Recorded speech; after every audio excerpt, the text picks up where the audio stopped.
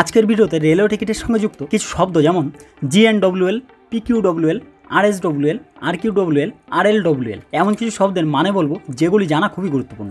পাশাপাশি কোন শব্দের টিকিটের কনফার্মেশন চান্স বেশি থাকে সে বিষয়ে আলোচনা করব। তো দেখতে থাকুন ভিডিওটি, ছোট্ট একটি ভিডিও। আমি পরীক্ষিত রায়, আমার চ্যানেলে আপনাদের সবাইকে স্বাগত জানাই। শুধু একটি রিকোয়েস্ট, ভিডিওটি দেখুন এবং সবশেষে প্লিজ একটি লাইক করে দেবেন, কারণ আপনার একটি লাইক আমার জন্য খুবই গুরুত্বপূর্ণ। তো চলুন শুরু করা যাক। সবার প্রথমে বলি বুকিং স্ট্যাটাস কী। বুকিং স্ট্যাটাস হলো যখন টিকিট রিজার্ভেশন করা হয় তখন টিকিটের বর্তমান অবস্থাকে বুকিং স্ট্যাটাস বলা হয়। PNR এর অর্থ কী? এর অর্থ হলো প্যাসেঞ্জার নাম রেকর্ড। তার মানে 10 অঙ্কের শনাক্তকরণের জন্য একটি নাম্বার, যেটি কোনো যাত্রী ট্রেনের টিকিট অনলাইনে বা অফলাইনে আবেদন করার সময় তৈরি হয়ে যায়।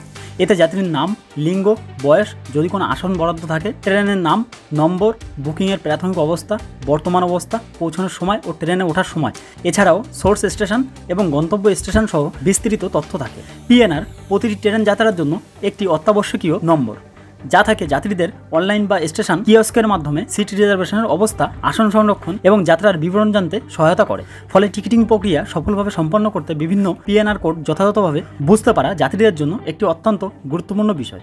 এবার আসি GNWL মানে সাধারণ ওয়েটিং লিস্ট। এই তালিকাভুক্ত টিকিটগুলি ওয়েটিং লিস্টে থাকে। যাত্রীরা তাদের কোনো বুকিং বাতিল করলে তবেই সেগুলি কনফার্ম হয়ে যায়। GNWL এর ক্ষেত্রে টিকিট কনফার্ম হওয়ার সম্ভাবনা সবথেকে বেশি থাকে। এটি ট্রেনের টিকিটের জন্য সবচেয়ে প্রচলিত ওয়েটিং লিস্টে থাকা টিকিটগুলির মধ্যে অন্যতম। এবার আসি PQWL, পুলড কোটা অপেক্ষমান তালিকা। এই ওয়েটিং লিস্ট তালিকা একাধিক ছোট রেলওয়ে স্টেশনের মধ্যে ভাগ করা হয় এবং এটি সেই যাত্রীদের দেওয়া হয় যারা ট্রেনের যাত্রা শুরুর স্টেশন থেকে শেষ স্টেশনের আগের কোনো স্টেশনে অথবা মধ্যবর্তী যে কোনো 2 স্টেশনের মধ্যে ভ্রমণ করবেন। এই ধরনের টিকিটের ক্ষেত্রে কনফার্মেশন চান্স একটু কম থাকে।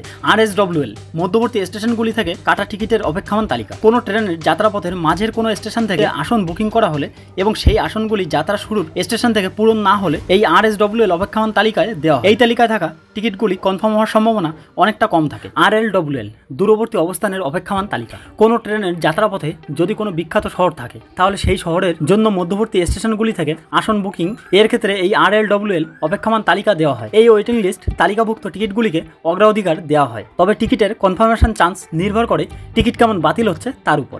এবার আসি RQWL, অনুরোধের অপেক্ষমান তালিকা। কোনো ট্রেনের 2টি মধ্যবর্তী স্টেশনের মধ্যে যাত্রা করার জন্য টিকিট বুক করলে এবং সেই টিকিট সাধারণ অথবা পুলড কোটার অন্তর্ভুক্ত না হলে এই RQWL এর অপেক্ষমান তালিকায় দেওয়া হয়। বুকিং স্ট্যাটাস ছাড়াও আপনার ট্রেনের টিকিটের অন্যান্য কিছু গুরুত্বপূর্ণ তথ্য রয়েছে, যার মধ্যে রয়েছে কোচ নাম্বার, উদাহরণস্বরূপ S3, B1 এবং আসন বা বার্থের বিবরণ যেমন LB মানে লোয়ার বার্থ, MB মানে middle birth, UB upper berth, SL side lower এবং SU সাইড আপার। আরেকটি কথা উল্লেখ করা প্রয়োজন, যেটি হলো রিজার্ভেশন তালিকা ট্রেন ছাড়ার প্রায় 4 ঘন্টা আগে তৈরি করা হয় এবং ভারতীয় রেলওয়ে যাত্রীদের ভর্তুকিযুক্ত মূল্যে ট্রেনের টিকিট বিক্রি করে। রেলমন্ত্রী অশ্বিনী বৈষ্ণবের মতে জাতীয় পরিবহন সংস্থা প্রতি বছর সমস্ত শ্রেণীর যাত্রীদের মোট 56 কোটি টাকা ভর্তুকি দেয়। তো এই বিষয়ে বন্ধুরা আপনাদের কি মতামত এবং যদি কিছু জানার থাকে তাহলে প্লিজ ভিডিওর কমেন্ট সেকশনে অবশ্যই কমেন্ট করে জানাবেন। আমি যতটুকু পারি হেল্প করার চেষ্টা করব। আর ভিডিওটিতে এখনো লাইক না করে থাকলে প্লিজ একটি লাইক করবেন, কারণ আপনার একটি লাইক আমার জন্য খুবই গুরুত্বপূর্ণ।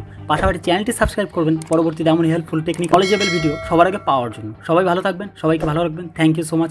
জয় হিন্দ, বন্দে মাতরম।